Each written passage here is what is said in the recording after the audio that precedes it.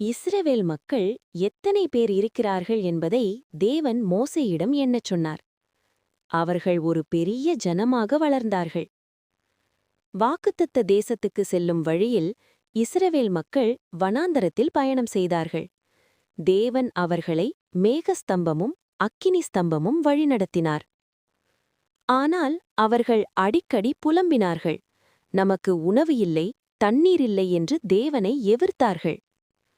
மக்களின் கீழ்ப்படிதல் இல்லாமையால் தேவன் அவர்களை 40 வருடம் வனாந்தரத்தில் சுற்ற செய்தார். பாம்புகள் கடித்தபோது மக்கள் மனந்திரும்பினார்கள். மோசே வெண்கல பாம்பை உயர்த்தினார். அதை பார்த்தவர்கள் உயிர் பெற்றார்கள். பல ஆண்டுகளுக்குப் பிறகு இஸ்ரவேல் மக்கள் வாக்குத்தத்த தேசத்தின் எல்லைக்கு வந்தார்கள். தேவனின் வாக்குத்தத்தம் நிறைவேற நேரம் வந்தது. இந்த கதை நமக்கு சொல்லுவது என்ன?